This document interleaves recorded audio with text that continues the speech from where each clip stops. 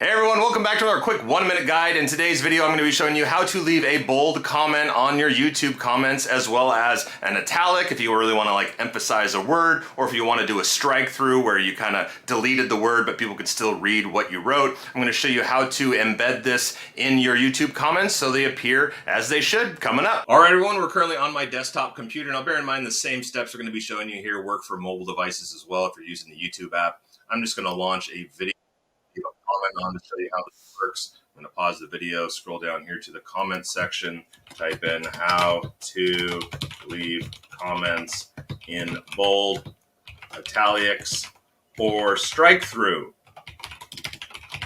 Bear with me with my bad spelling. So for bold, all you're going to want to do is select Shift 8 to create a little asterisk icon, and then go on the other side of the word or the phrase that you want to have bold and have another asterisk icon. For italics, we're going to want to do underscore and then underscore on the other side.